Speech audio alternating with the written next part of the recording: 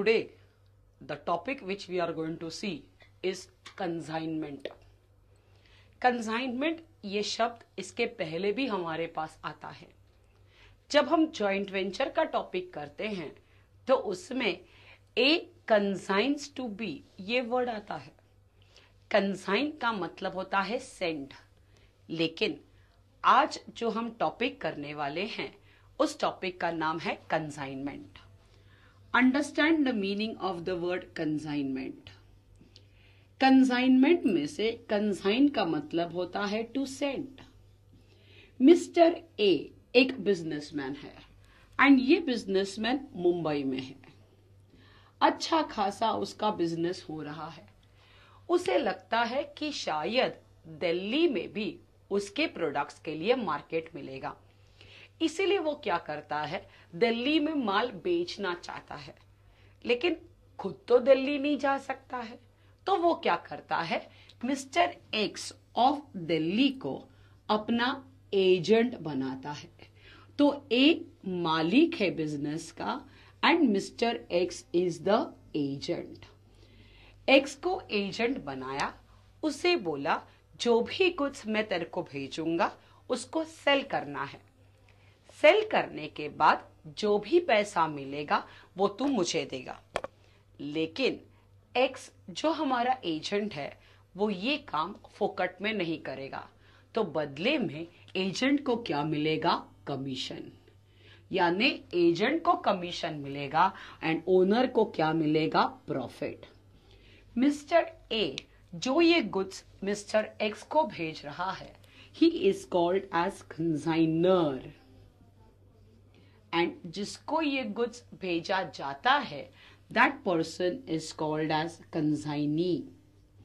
तो कंसाइनमेंट में बेसिकली दो लोग इन्वॉल्व है, एक मालिक, दूसरा उसका एजेंट।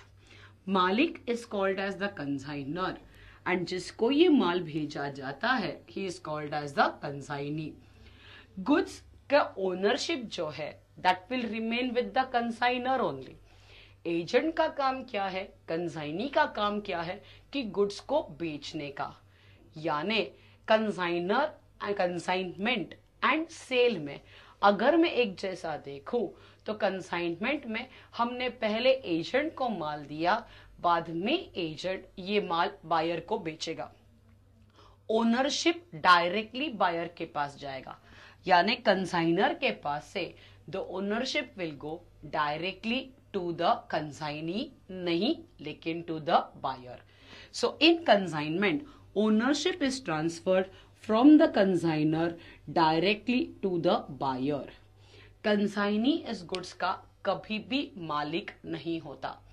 कंसाइनी सिर्फ एजेंट का काम करता है, माल बेचता है, पैसा वसूल करता है और वो पैसा कंसाइनर को भेजता है। लेकिन कंसाइनर को पैसा भेजने के पहले उसका जो भी कमीशन होगा वो कमीशन उसमें से कट करके वो बैलेंस पैसा उसको भेजा जाएगा। ये कंसाइनर जब गुड्स भेजता है तो गुड्स के साथ एक चिट्ठी भेजता है। किसको भेजता है, गुड्स, कंसाइनी को। तो कंसाइनी के पास वो एक चिट्ठी भी भेजता है, कितना गुड्स दे रहा है, कितना क्वांटिटी है, किस टाइप के गुड्स है, किस रेट में भेज रहा है, ये सारा इंफॉर्मेशन कंसाइनर कंसाइनी को बताना चाहता है। तो गुड्स के साथ एक चिट्ठी भेजा जाता है एंड दिस चिट्ठी is called as proforma invoice. कौन किसको भेजता है प्रोफॉर्मा इनवॉइस, कंसाइनर कंसाइनी को भेजता है प्रोफॉर्मा इनवॉइस। अभी गुड्स बेचने के बाद कंसाइनी उसमें से अपना खर्चा माइनस करेगा, क्योंकि गुड्स दिल्ली पहुंचने के बाद उसे एडवर्टाइजमेंट तो करना पड़ेगा, गोडाउन में तो रखना पड़ेगा, एक दो आदमी संभालने के लिए रखना पड़ेगा। तो जो भी खर्चा होता है वो कंसाइनी अपनी जेब में से देता है, लेकिन ये सारा पैसा वो वसूल करेगा कंसाइनर के पास से। तो वो क्या करता है, सारा माल बेचने के बाद अपना खर्चा माइनस करेगा, कमीशन माइनस करेगा और जो बैलेंस अमाउंट है वो कंसाइनी कंसाइनर को भेजेगा। अभी उसने एक चेक भेजा, लेट अस से 2 लाख का माल भेजा था एंड उसने चेक भेजा 1,50,000 का। अभी 1.5 लाख का चेक आएगा तो 1.5 लाख कहां से आया, ये बात कंसाइनर को तो मालूम नहीं, तो कंसाइनी को इस हिसाब देना पड़ेगा। किसको हिसाब देना पड़ेगा? कंसाइनर को। गुड्स बेचने के बाद कंसाइनी कंसाइनर को एक चिट्ठी लिखता है जिसमें सारा इंफॉर्मेशन वो देता है। सेल्स कितना हुआ, उसका खर्चा कितना, कमीशन कितना, कितना पैसा वो दे रहा है, ये सारा इंफॉर्मेशन कंसाइनी कंसाइनर को देता है and this is called as an account sales. देखिएगा 4 नए टर्म्स मैंने आज आपके साथ बात किए हैं। कंसाइनर, जो आदमी गुड्स किसी और को बेचने के लिए देता है, he is called as the consignor. जो ये गुड्स रिसीव करता है किसी और के बिहाफ पर बेचने के लिए, he is called as the consignee. Consignor जब कंसाइनी को गुड्स देता है तो एक चिट्ठी भेजता है, दैट चिट्ठी is called as proforma invoice. Goods बेचने के बाद कंसाइनी कंसाइनर को चिट्ठी भेजता है पैसे के साथ and that is called as an account sales. Consignment में प्रॉफिट फाइंड आउट करने के लिए हम एक अलग सा अकाउंट ओपन करते हैं which is called as consignment account. कौन बनाता है कंसाइनमेंट अकाउंट? जिसे प्रॉफिट जानना है। प्रॉफिट किसका? कंसाइनर का। तो कंसाइनमेंट अकाउंट कौन बनाएगा? Consignment account will be prepared only and only by the consignor. He is interested in finding out the profit. 1 lakh का माल मैंने मिस्टर एक्स को भेजा, मेरे पास से क्या गया? Goods. Goods real goes out credit. किसके लिए भेजा मैंने? कंसाइनमेंट के लिए। तो ये हो गया कंसाइनमेंट का खर्चा। तो हम पास करेंगे entry consignment account debit to goods sent. कितना बेचा मैंने? 1 लाख का माल भेजा। अभी ये तो गुड्स दिया मैंने। मुंबई से दिल्ली में गुड्स को ट्रांसफर करने के लिए इंश्योरेंस कराया, ट्रांसपोर्ट चार्जेस पे किया। किसने पे किया? मैंने पे किया, कंसाइनर ने पे किया।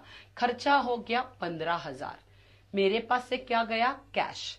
इट इज अ खर्चा of consignment, so consignment account को डेबिट करेंगे। Consignment account debit to cash और बैंक 15,000। जैसे जॉइंट वेंचर में जॉइंट वेंचर अकाउंट बनाया जाता है, उसी तरीके से कंसाइनमेंट में कंसाइनमेंट अकाउंट बनाया जाता है to find out the profit और loss. Consignment account is exactly like a profit and loss account. Debit side पर सारा खर्चा, सारा नुकसान, एंड क्रेडिट साइड पर all my incomes, all my gains. अभी ये माल बंबई से निकला, दिल्ली तक पहुंचा and you are the consignee. आप कंसाइनी हो दिल्ली में, आपने गुड्स का डिलीवरी लिया।